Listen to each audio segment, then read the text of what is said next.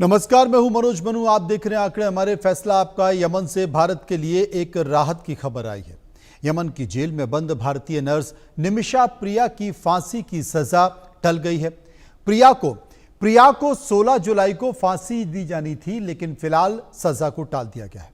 इधर भारत सरकार इस मामले में निमिषा प्रिया के परिवार को हर संभव सहायता प्रदान कर रही है।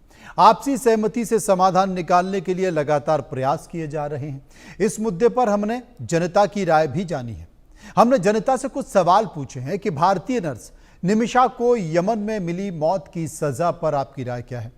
क्या भारत सरकार को निमिषा को बचाने के लिए राजनयिक सीमा से आगे बढ़कर आक्रामक कदम उठाने चाहिए। भारतीय नागरिकों को विदेशों में काम करते समय स्थानीय कानूनों को लेकर कितना सतर्क रहना चाहिए।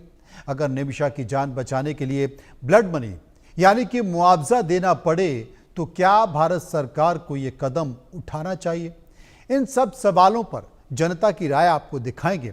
साथ ही कुछ खास मेहमान होंगे जिनसे हम चर्चा करेंगे, लेकिन उसके पहले निमिषा को लेकर एक रिपोर्ट हमने तैयार की है। इस रिपोर्ट को देखिए।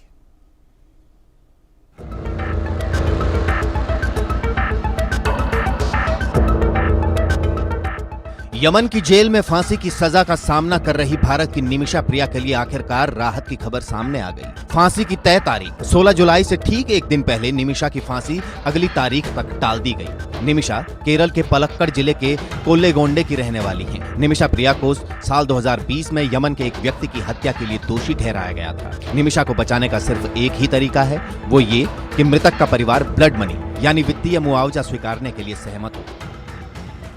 निमिषा के लिए जिनके बीच बातचीत हुई है उनमें भारत में कंथापुरम के ग्रैंड मुफ्ती एपी अबू बकर मुसलियार और यमन के चर्चित सूफी विद्वान शेख हबीब उमर बिन हाफिज हैं। दोनों के बीच इस मसले पर बातचीत हो रही है। यमन की सुप्रीम कोर्ट के एक जज और मृतक के भाई भी इनमें शामिल हैं। उसको कत्ल करने का हुक्म हुआ है। वहां का उलमा से बोल दिया इस्लाम में कत्ल के बजाय दियत देना, कवद देना ये भी है। ऐसा दियत कबूल फरमाएगा या करेगा या नहीं करेगा, ये आप पूछ के अगर दियत कबूल होना हो तो वो देने के लिए इधर पार्टी तैयार है बोल के मैं वहां से रहमत से गुजारिश किया। एक गुजारिश वो लोग बोलने के बाद उसको बाद लोग तैयार हो गया, बाद लोग तैयार नहीं हुआ। वो उसके बारे में अभी बात हो रहा है। भारत सरकार शुरुआत से ही इस मामले में हर संभव मदद कर रही है। सरकार इस कोशिश में है कि मृतक का परिवार ब्लड मनी के लिए राजी हो जाए। मामले की संवेदनशीलताओं के बावजूद भारतीय अधिकारी स्थानीय जेल अधिकारियों और अभियोजक के कार्यालय के साथ लगातार संपर्क में है। इसी पहल की वजह से निमिषा की फांसी टल सकती है। अब आपको बताते हैं आखिर निमिषा की कहानी क्या है। साल 2008 में निमिषा नर्स की नौकरी के लिए यमन गई थी। यमन में निमिषा ने एक क्लिनिक खोला था। यमन के कानून के तहत विदेशियों को स्थानीय पार्टनर रखना जरूरी होता है। निमिषा ने यमन के नागरिक तलाल अब्दो मेहदी को पार्टनर बनाया था। आरोपों के मुताबिक मेहदी ने निमिषा के साथ धोखाधड़ी की, निमिषा के पैसे हड़पे और शादी का झूठा दावा भी किया। मेहदी ने निमिषा को मानसिक रूप से प्रताड़ित किया। 2017 में निमिषा ने मेहदी को बेहोश कर पासपोर्ट वापस लेने का प्लान बनाया। ड्रग ओवरडोज से मेहदी की मौत हो गई। कुल मिलाकर अब निमिषा के जीवित रहने का सिर्फ और सिर्फ एक विकल्प है, वो है ब्लड मनी यानी मुआवजा। अब मृतक का परिवार ये मुआवजा स्वीकारता है या नहीं, ये तो आने वाला समय ही तय करेगा। लेकिन फिलहाल अंतरिम राहत की बात यह है कि निमिषा को 16 जुलाई को जो फांसी होनी थी वो टल गई है। Bureau report, India news. अब सीधे चलते हैं उन सवालों के पास जो सवाल लेकर हम लोगों के बीच गए और उनकी राय हमने इस मसले पर जानी। पहला सवाल जो लोगों से पूछा, भारतीय नर्स निमिषा को यमन में मिली मौत की सजा पर आपकी राय क्या है। 13% लोगों ने कहा सजा सही है, 14% लोगों ने कहा मौत की सजा गलत है, 24% लोगों ने कहा बचाव का पूरा मौका नहीं मिल पाया है और 49% लोग ये कह रहे थे कि मामले की फिर से निष्पक्ष सुनवाई होनी चाहिए। दूसरा सवाल जो हमने लोगों से पूछा कि क्या भारत सरकार को निमिषा को बचाने के लिए राजनयिक सीमा से आगे बढ़कर आक्रामक कदम उठाने चाहिए? 63% लोगों ने हाँ कहा है, 37% लोगों ने ना कहा है। एक और सवाल जो हमने लोगों से पूछा, भारतीय नागरिकों को विदेशों में काम करते समय स्थानीय कानूनों को लेकर कितना सतर्क रहना चाहिए? 70% लोगों ने कहा कानून की जानकारी बहुत जरूरी है, ये होनी चाहिए। 27% लोगों ने कहा थोड़ी जानकारी होनी चाहिए। 2% लोगों ने कहा कोई फर्क नहीं पड़ता है और 1% कुछ भी कहना नहीं चाहते। कुछ मेहमान हमारे साथ मौजूद हैं। हर्ष सिंह दहिया जो कि एडवोकेट हैं सुप्रीम कोर्ट के, मुफ्ती शमून काजमी इस्लामिक स्कॉलर हैं। सबसे पहले मैं काजमी साहब के पास चलूँगा। काजमी साहब, अगर देखा जाए तो एक सुन्नी नेता हैं यमन के, उन्होंने बीच में कुछ ऐसी भूमिका निभाई है कि फिलहाल सरकार ने भी फांसी की सज़ा को कुछ समय के लिए टाल दिया है। आगे उम्मीद की जा रही है, जैसा कि चर्चा है, ब्लड मनी के बारे में जिक्र किया जाए कि दोनों परिवारों के बीच अगर चर्चा होती है तो शायद कोई सहमति बन जाए, बीच का रास्ता निकल आए। लेकिन इन सब तमाम परिस्थितियों को देखकर आप क्या कहते हैं इस मुद्दे को लेकर?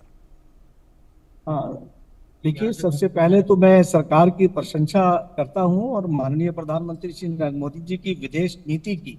इसलिए मैं हमेशा से प्रशंसा करता रहा हूं कि उन्होंने यहाँ के नागरिकों के लिए हमारी सरकार जो भी कर सकती है वो प्रयास उनके हमेशा होते हैं। चाहे वो ईरान की जंग हो, चाहे यूक्रेन की हो, वहां से अपने नागरिकों को निकालना हो, और जैसे अब मनीषा की बात हो, तो मैं एक बात ये कहूंगा, ये तो सरकार का एफर्ट, जो सरकार ने कोशिशें की हैं वो है।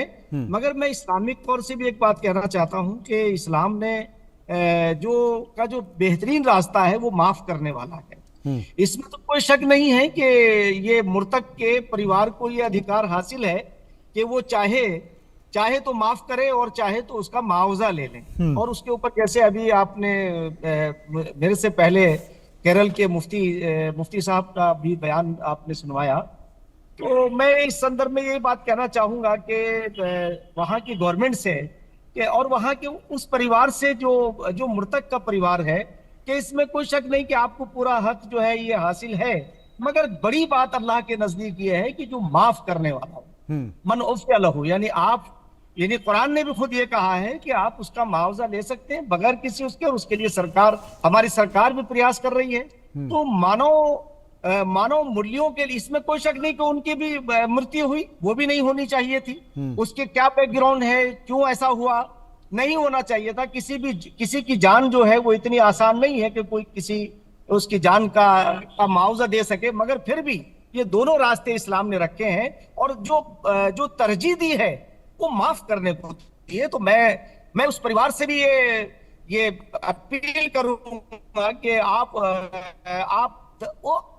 दर गुजर के पे ही आप तवज्जो दें।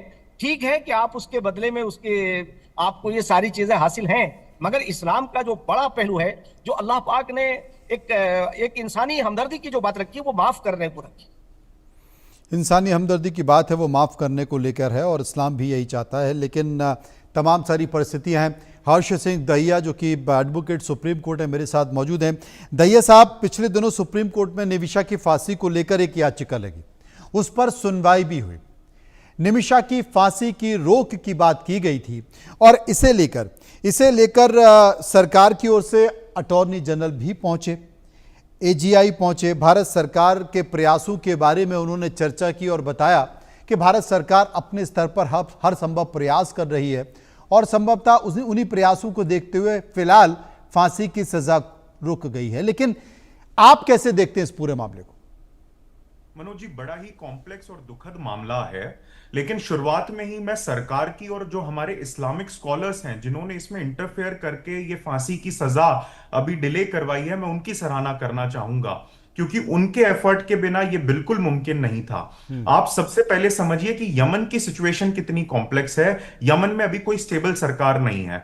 काफी सारी जगह जो उनकी मेन टेरिटरीज हैं वो हूती रेबल्स जो हैं, जिनकी हम काफी, जब ईरान की वॉर चल रही थी तब भी उनकी काफी हमने चर्चा सुनी, जो हूती रेबल्स हैं वो कंट्रोल कर रहे हैं उनका मेजर पोर्शन, जो मेन की एरियाज हैं। और साथ की साथ शरिया लॉ होने की वजह से जो सजा है वो भी बड़ी कड़ी हो जाती है।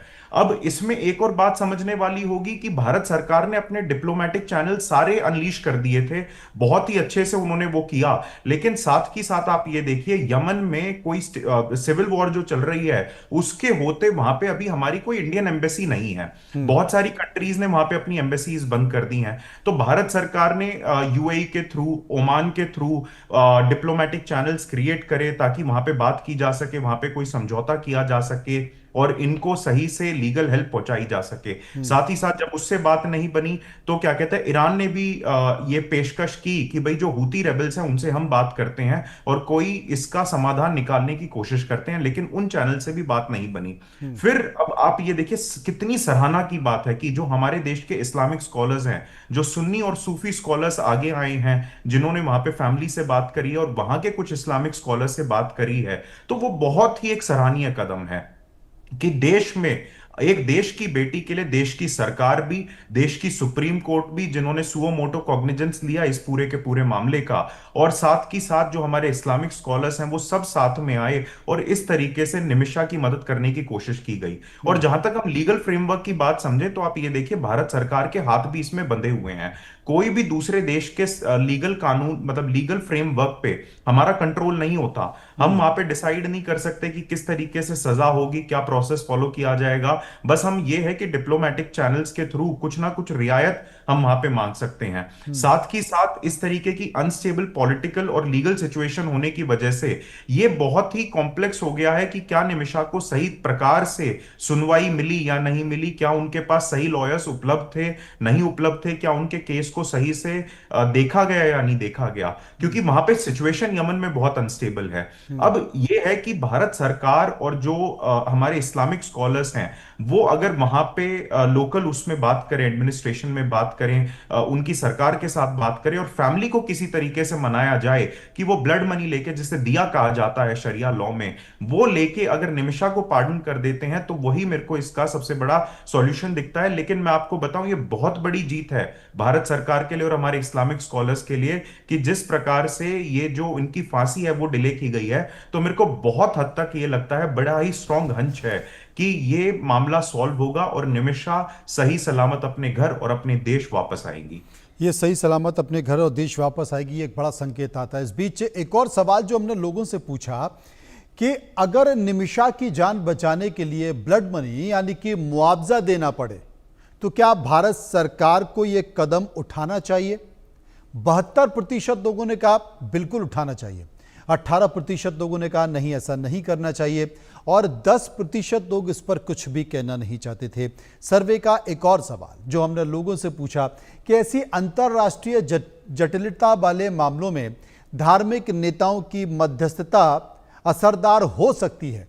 62% लोगों ने कहा असरदार हो सकती है, हो भी रही है। 26% ने कहा नहीं हो सकती है और 12% इस पूरे मामले पर कहते हैं कि हम इस पर कुछ भी कहना नहीं चाहते। हमारे साथ मुस्लिम स्कॉलर जुड़े हुए हैं। चर्चा भी हर्ष दहिया ने भी की कि जिस तरीके से जो हमारे इस्लामिक स्कॉलर हैं भारत सरकार की तरफ प्रयास किए जा रहे हैं वो एक बेहतर कदम है और एक उसका असर भी दिखाई दिया है। लेकिन काज़मी साहब, ये तो बात सही है कि अमन में जो हुआ है वो एक अपराध की दृष्टि से देखा जा रहा है। ये भी बात देखने वाली बात है कि जो जांच हुई है, जो तथ्य हैं, जो तमाम सारी चीज़ें, क्या वो सही है या नहीं, क्योंकि दोनों के बीच इस बीच तलखी भी हो गई थी और अभी निमिषा की बात निकल कर आ रही है। मुझे लगता है कि ऐसे देश भर में और तमाम दूसरे देशों में भी इस तरह के मामले निकल कर आएंगे, तो क्या आने वाले समय में एक बड़ी चुनौती और नहीं होगी सरकार के लिए? नहीं, देखिए, मैं आपको एक और, आपने जब ये बात कही और मैं अभी वकील साहब की भी मैं तारीफ करूंगा कि कितने अच्छे अंदाज से उन्होंने एक्सप्लेन किया है। और तो पहले तो इसके आपके लिए भी बधाई कि आपने निमिषा के लिए आवाज उठाई। देखिए, भारत का जो दृष्टिकोण है वो बहुत मानव कल्याण के लिए समर्पित है, वसुधैव कुटुंबकम के जी। और मैंने, क्योंकि मैं उत्तराखंड राज्य की बात आपसे करूं तो हमने उन्हीं सारी चीजों पर हमने फोकस रखा है कि अपने हमारे माननीय मुख्यमंत्री पुष्कर सिंह धामी जी के के कुशल नेतृत्व के अंदर हमने मदरसों में जो लोग ये आरोप लगाते हैं कि इस्लाम के ऊपर बहुत सारी चीजें ना समझ करके या लोग नहीं समझा पाते हैं कि जो इस्लाम का एक पहलू है मानव कल्याण के लिए, बराबरी के लिए, मसावात के लिए, किसी की जान बचाने के लिए, वो सारे पहलू आज सामने आने चाहिए और इन चीजों से वो क्लियर चेहरा सामने आता है। अब बहुत सारे लोग कहते हैं कि साहब इस्लाम को, उसकी रूह को तो समझ नहीं पाते, अपनी बात करते हैं। तो हमने उत्तराखंड के अंदर अपने मदरसों में मूलभूत जो हमने परिवर्तन किया है अपने माननीय मुख्यमंत्री पुष्कर सिंह धामी जी के नेतृत्व के अंदर, कि हमने वो कुरान के और अल्लाह का जो वो नजरिया है जो अफ़्व दरगुजर से ताल्लुक रखता है, माफी से ताल्लुक रखता है, वो ज्यादा सर्वोपरि है। इसलिए कि हमें जाना तो सबको वही है। और जब अल्लाह पाक ये कहता है कि तुम्हें ये अधिकार तो है कि तुम दियत ले सकते हो, दियत यानी मुआवजा ले सकते हो, मगर तुम्हें हमारे नजदीक अगर तुमने हमें सामने रखते हुए माफ किया तो ये तुम्हारे दर्जात की बुलंदी भी होगी और वही स्वर्ग की बात वही आती है। ये जो बहुत सारे लोग बातें करते हैं कि जैसे कि वो हूरों का जिक्र करते हैं, अरे क्या तसव्वुर है इस हूरों का, जैसे कि आप पेश करते हैं। ऐसा लगता है कि जैसे आप जो है वहां ऐसा कोई भी नहीं, वहां तो किसी चीज की ख्वाहिश ही नहीं होगी। यानी स्वर्ग जो है वो ऐसे लोगों के लिए बनी है जो लोगों को माफ करें। और इसमें कोई संदेह नहीं है कि आपको अधिकार दिया है कि आप अपने इन अधिकारों का इस्तेमाल कर सकते हैं, मगर आखिर में जो आपको कहा है कि हमारे नजदीक अगर कोई अच्छा है और हमारे नजदीक सबसे ज्यादा करीब कोई होगा और स्वर्ग में मेरे करीब होगा, तो वही लोग होंगे जो दुनिया के अंदर माफ करेंगे। भाई किसी से गलती हो गई, अब गलती का मतलब ये नहीं है कि अगर किसी के और उसका भी इतना ही है कि अगर किसी ने आपके एक गाल पर किसी ने थप्पड़ मारा तो उतना ही मारेंगे आप। हजरत उमर खलीफा दोम थे, उनके जमाने के अंदर अमरो बिन आस एक मिस्र के गवर्नर थे। तो एक आम आदमी का घोड़ा जैसे दौड़ हो रही थी, वो आगे निकला तो गवर्नर के बेटे ने कहा कि तेरी कैसे हिम्मत हुई, कैसे तेरी हिम्मत हुई हमारे घोड़े से आगे निकालने की। जैसे कि आज के मिनिस्टर होते हैं या कोई पावरफुल आदमी होता है, तो उस वक्त गवर्नर को हजरत उमर ने अपने दरबार में यानी में तलब किया और कहा कि हमारी माओ ने हमें आजाद जना है, तुम्हें ये कैसे, तुम्हारे बेटी को कैसे जुर्रत हुई कि उसने एक आम आदमी को ये कहा कि तुम्हारा घोड़ा मेरे घोड़े से आगे कैसे निकल गया। तो ये एग्जाम्पल है, इसलिए एग्जाम्पल है कि ताकि आप वो रास्ता इख्तियार करें जो बराबरी का है, मसावात का है। यही पहलू मैं आपके जरिए से ये बात पहुंचाना चाहता हूं समस्त भारत के मदरसों को, वहां के विद्वानों को, कि जो केरल के ग्रैंड मुफ्ती साहब ने जो रोल अदा किया है वो बिल्कुल मैं समझता हूं कि बहुत ही प्रशंसनीय है। और ऐसे लोगों की जरूरत है, यही वो लोग हैं जो इस्लाम और इस्लामी तालीमात का सही तौर से लोगों में मैसेज पहुंचा सकते हैं। इस्लाम जो हजरत मोहम्मद साहब लेकर के आए हैं, उन्होंने वही पहलू दिया कि ये तो आपको कहा कि आपके ये अधिकार ये हैं, और उसका अल्टरनेट भी बताया कि आप जान लेने की बजाय आप उसका मुआवजा ले सकते हैं, यानी दियत के तौर से। और फिर आखिर में यही बताया कि अगर माफ करे तो ज्यादा आला और अफजल है। और यही हम मदरसों में इसी एजुकेशन को हम लाना चाह रहे हैं, ताकि हर धर्म की, सनातन धर्म का भी यही संदर्भ है, उनका भी यही कंसेप्ट है कि वसुधैव कुटुंबकम की जो बात आती है कि सारी वसुधा, विश्व का कल्याण हो। जब हम प्रार्थना करते हैं विश्व का कल्याण हो, प्राणियों में सद्भाव हो, यही चीज इस्लाम की है। बस बात इतनी है कि जबाने यार मन तुर्की नमी दानम। तो मैं यमन की सरकार और वहां उनकी भी मैं इस बारे में ये दरखास्त भी करूंगा कि आप अपने रसूल की इत्तिबा करते हुए ये सारी चीजें करिए। और गवर्नमेंट, भारत की गवर्नमेंट, अपने प्रधानमंत्री श्री नरेंद्र मोदी जी, उन तक भी मैं ये बात पहुंचाना चाहता हूं कि अगर दियत मुआवजे के तौर से कहीं कोई चीज आए तो यकीनी तौर से हमें अपनी बहन की, अपनी बेटी की जान को बचाना चाहिए। उसका एक एग्जाम्पल भी सेट होगा और सरकार का कर्तव्य भी पूरा होगा। हर्ष दहिया मेरे साथ मौजूद हैं। हर्ष दहिया साहब, सरकार ये प्रयास कर रही है, सरकार ने सुप्रीम कोर्ट में कहा भी है कि जब तक दोनों परिवारों के बीच बातचीत पूरी ना हो जाए तब तक फांसी की सजा को स्थगित रखा जाए। पहले गतिरोध था, अब गतिरोध खत्म भी हो गया है, क्योंकि उनके एक रिश्तेदार जो कि वहाँ की अदालत के बड़े पद पर हैं, वो अब बातचीत कर रहे हैं, बातचीत चल रही है। उम्मीद ये की जा रही है कि ऐसा हो जाएगा, नहीं हो बात अलग है।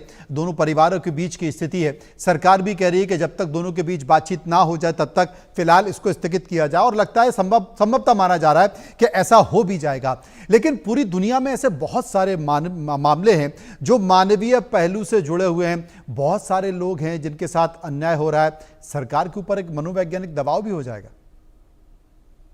देखिए मनोज जी, इसमें मैं दो तीन बातें स्पष्ट करना चाहूंगा। सबसे पहले तो मैं काजमी जी का धन्यवाद करता हूं, दिल से धन्यवाद करता हूं कि उन्होंने जो बातें बोली वो बहुत ही पॉजिटिव थी। हमें ऐसे रिलीजियस लीडर्स चाहिए कि जो किसी भी धर्म का एक अच्छा पक्ष रख पाए, ना कि कट्टरवाद की बात करें।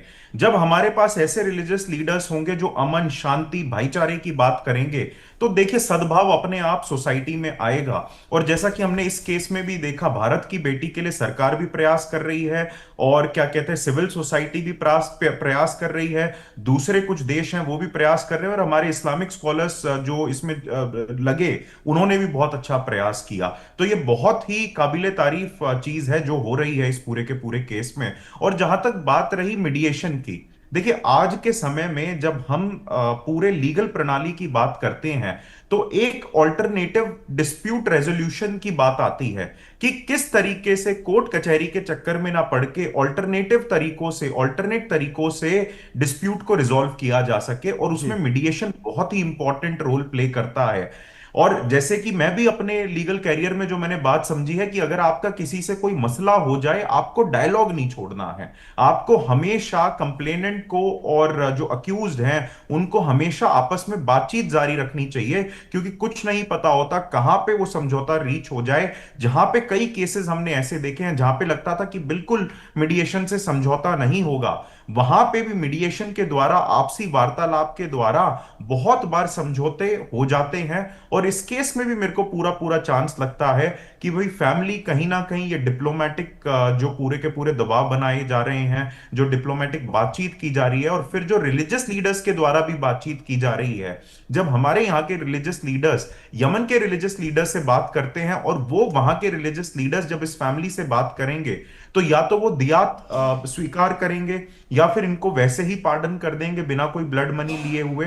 तो मेरे को उसके चांसेस बहुत ज्यादा लगते हैं, और जरूरी है कि ये डायलॉग मेंटेन रहे सरकारों के बीच में भी, दोनों फैमिलीज के बीच में भी, और हमारे लीगल फ्रेमवर्क में भी। ये जो मीडिएशन का जो प्रोसेस है ये बहुत ही महत्वपूर्ण हो जाता है। चाहे कोई, आपने जैसे जिक्र किया कि ऐसे बहुत सारे मामले आएंगे, तो सरकार को मैं एक तरीके से मानता हूं कि state is the guardian of any person of this country, of any citizen of India, कि सरकार को अपना एक तरीके से माँ बाप का, एक पेरेंट का फर्ज अदा करने की जरूरत है कि बच्चा जब गलत करे तो उसको सजा भी दी जाए, लेकिन जब बच्चे का गुनाह ना हो तो उसको बचाया भी जाए, उसकी टेक केयर की जाए, और उसको सही रास्ते पे एक तरीके से शुरुआत की जाए कि वो सही रास्ते पे अब से चले। तो स्टेट का भी और गवर्नमेंट का भी ये काम होता है कि वो माता पिता की तरह अपने सिटीजन्स का केयर करे। और मेरे को बकायदा दिखता है हमारे देश में जो लीगल फ्रेमवर्क है, जो हमारी पूरी क्या कहते हैं सिविलाइजेशन फिलॉसफी है, वो इस तरीके की है कि हम पूरे विश्व को और पूरे देश को हम अपना भाई समझते हैं, हम अपना परिवार समझते हैं। और मुझे नहीं लगता कि कल को भी कोई ऐसा केस होता है कि उसमें सरकार प्रयास नहीं करेगी। हम इस केस ने साबित कर दिया है कि चाहे आपकी एम्बेसी ना भी हो उस देश में, हमारे भारत की सरकार कोई ना कोई चैनल निकाल के अपने देश के लोगों का बचाव करेगी। और हमने ईरान के समय पे भी देखा, यूक्रेन के समय पे भी देखा, कैसे भारत सरकार ने वॉर जोन में से हमारे देश के नागरिकों को निकाला। तो कहीं पे भी हमारे देश के नागरिक हों, वो सुरक्षित फील करें, वो ये आत्मविश्वास से रहें कि भाई आपके साथ आपकी सरकार और आपका देश खड़ा हुआ है, आपकी सुप्रीम कोर्ट भी आपके साथ खड़ी हुई है। बट बकायदा आप ये ध्यान रखें कि आप वहां पे जहां पे भी रह रहे हैं, उधर के लोकल कानून की आपको पूरी जानकारी हो, और उस कानून को आप अच्छे तरीके से फॉलो करें, और कोई आप ऐसा कार्य ना करें जो आपको परेशानी में डाल सके। और ये एक अच्छा संकेत भी होगा, क्योंकि लग रहा है सरकार भी जिस दिशा में आगे बढ़ रही है, बातचीत भी अब दोनों परिवार परिवारों के बीच शुरू हो गई है, तो शायद ऐसा माना जा रहा है कि बहुत जल्द कोई अच्छी और सुखद खबर भारत के लिए आ सकती है। बहुत बहुत शुक्रिया करेंगे दोनों मेहमानों का जो मेरे साथ इस चर्चा पर बातचीत